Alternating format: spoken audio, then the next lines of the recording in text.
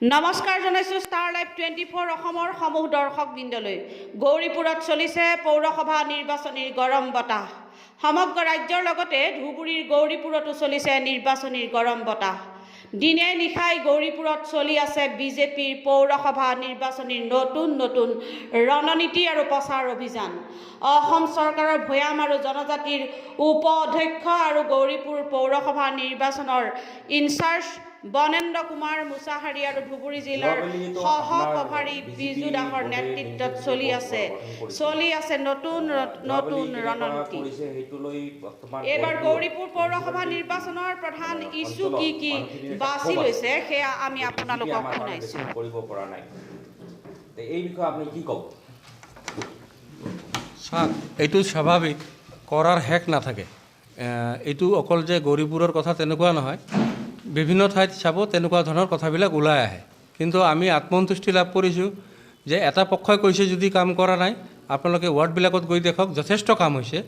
আৰু আমি এইবেলি যিখিনি কাম হোৱা নাই বা যিখিনি আমাৰ ৱাৰ্ডবিলাকক লৈ পৰিকল্পনা আছিল যে আমি ইমান ধুনীয়াকৈ ইমান এনেকুৱাকৈ ৱাৰ্ডবিলাক সজাই তুলিম, ইতিমধ্যে সেই পৰিকল্পনা লৈ আমিও সাজু হৈ আছোঁ দলে। আৰু যিসকল আমি প্ৰাৰ্থী দিছোঁ আজি ভাৰতীয় জনতা পাৰ্টীৰ ফালৰ পৰা, তেওঁলোকক মানসিকভাৱে প্ৰস্তুত যে ৱাৰ্ডৰ উন্নয়নৰ হকে অহা দিনত এইবিলাক কাম সম্পূৰ্ণৰূপে কৰি তুলিব।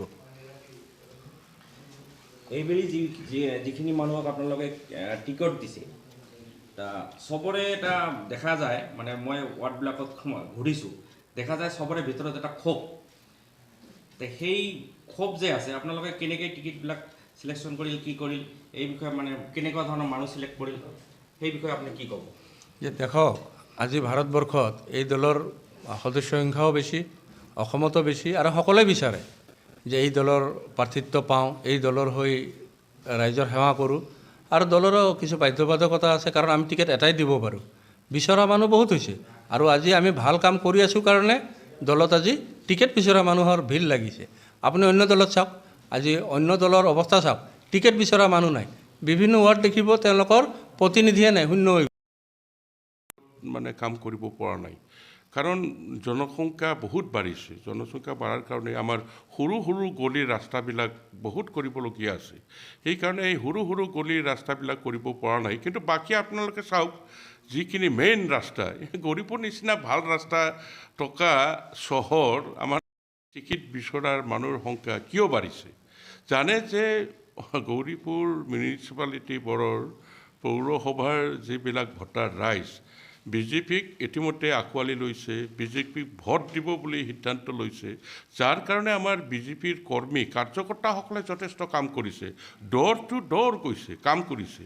এই পৌৰসভা নিৰ্বাচন ঘোষণা কৰাৰ আগৰ পৰাই কাম কৰিছে। আমাৰ যিবিলাক নিৰ্ধাৰিত প্ৰগ্ৰাম আছিল আমাৰ ভাৰতীয় জনতা পাৰ্টীৰ, এইবিলাক প্ৰগ্ৰাম প্ৰতিটো মানে ৰাইজৰ ওচৰত লৈ গৈছে। সেইকাৰণে ৰাইজে কনচাছ যে ৰাইজে ভোট দিব ভাৰতীয় জনতা পাৰ্টীক। সেইকাৰণে আজি আমাৰ মাজত প্ৰত্যেকটো ৱাৰ্ডত 5জন, 6জন, 7জনলৈকে মানে আমাৰে ভাল কাৰ্যকৰ্তাসকলে টিকেট বিচাৰিছিল। আজি নক'লেও নহয়, ক'ব লাগিব। আপুনি হয়তো প্ৰশ্ন কৰিব বিচাৰিছিল, আপুনি প্ৰশ্ন কৰাৰ আগতে মই ক'ম, এতিয়া এ জি পি বুলি ইয়াত কি সংগঠন আপোনালোকে দেখিছে? নাই, এ জি পি ক'ত কেণ্ডিডেট দিছে? বিমল চাহাক দিছে, আমাৰ বিজেপি ৱাৰ্কাৰ। বিমল চাহ বিজেপিৰ পৰা টিকেট পোৱা নাই, মানে এ জি পিৰ পৰা টিকেট লৈছে। সুকুমাৰ ৰায় টিকেট বিচাৰিছিল বিজেপিৰ পৰা, টিকেট পোৱা নাই, এ জি পিৰ পৰা টিকেট লৈছে। মৌমিতা দাস টিকেট বিচাৰিছিল, টিকেট পোৱা নাই, এ জি পিৰ। যিকেইজন এ জি পিত আছে, যিকেইজন 10জনে কণ্টেষ্ট কৰিছে, তাৰ ভিতৰত ভানুশংকৰ ৰায় অৰিজিনেলি এ জি পি। সি এটা সময়ত গৌৰীপুৰ সমষ্টিত নিৰ্বাচনো খেলিছিল, মানে এ জি পিৰ হৈ টিকেটো পাইছিল। ভানুশংকৰ বাহিৰে বাকী 9জন আমাৰ দলৰ কাৰ্যকৰ্তা। আমাৰ পৰা টিকেট নোপোৱাৰ কাৰণে এ জি পিৰ পৰা টিকেট লৈ খেলিছে আৰু কৈ আছে যে এ জি পি বিজেপি এক, আমি এতিয়াও বিজেপি হৈ আছোঁ, আমি মাত্ৰ নামমাত্ৰ এ জি পিত টিকেট লৈ খেলিছোঁ। এইটো কি কথা? যদি সংগঠন থাকে এইটো নহ'লহেঁতেন। গতিকে ৰাইজে আমাক আঁকোৱালি লৈছে। আচ্ছা, ঠিক আছে। আপোনালোকে যিটো ফুল কনফিডেঞ্চ বা 100% কনফিডেঞ্চ আপোনালোকে বোৰ্ড গঠন কৰিব, বোৰ্ড গঠন কৰি আপোনালোকৰ প্ৰধান ইছ্যু কি হ'ব? যে আপুনি এইবাৰ নিৰ্বাচনৰ প্ৰধান ইছ্যু কি বাছি লৈছে?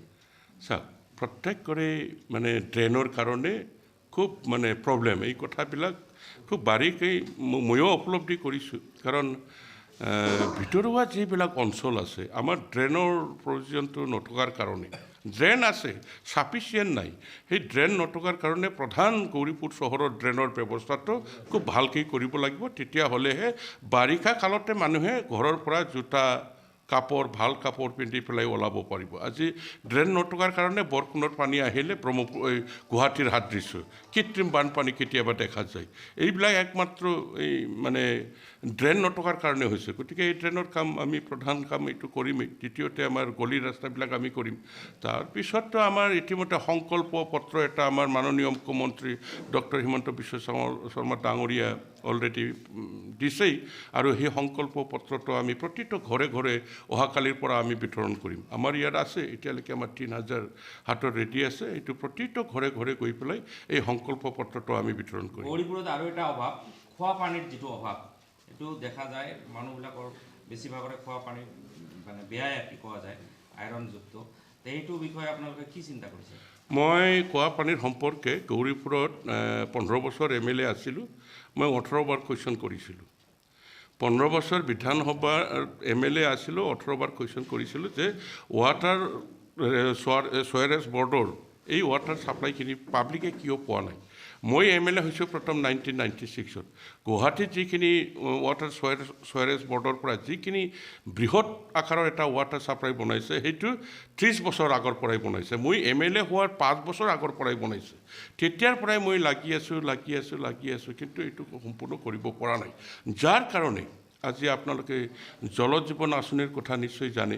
গাঁও অঞ্চলত জল জীৱন আঁচনিৰ জৰিয়তে প্ৰত্যেকটো ঘৰে ঘৰে ৱাটাৰ পাইপ পানী যোগানৰ আঁচনিৰ কামবিলাক চলি আছে বা কৰি আছে। মানে এতিয়ালৈকে কিছু সংখ্যক অঞ্চলত দিব পৰা হৈছে। টাউন অঞ্চলত এই জল জীৱন আঁচনিটো নাছিল।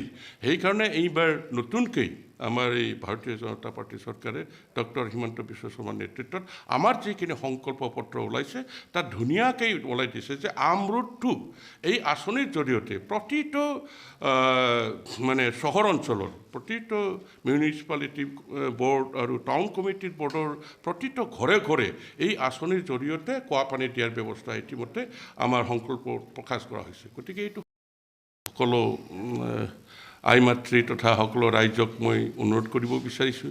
আপোনালোকে দেখিছে গৌৰীপুৰ চহৰ যথেষ্ট ভাল হৈছে, তথাপিও তাত কৰিবলগীয়া বহুতখিনি কাম আছে, আৰু এইবিলাক আমাৰ দলৰ পৰা ইতিমধ্যে আমি কাম কৰাৰ কাৰণে প্ৰচেষ্টা হাতত লৈছোঁ। গতিকে আপোনালোকে সকলোৱে মই অনুৰোধ কৰিছোঁ আমাৰ পদ্ম ফুলৰ ছবিত ভোট দি ভাৰতীয় জনতা পাৰ্টীৰ 13জন প্ৰাৰ্থীক সকলোকে যাতে জয়যুক্ত কৰে, এইখিনি অনুৰোধ কৰিছোঁ।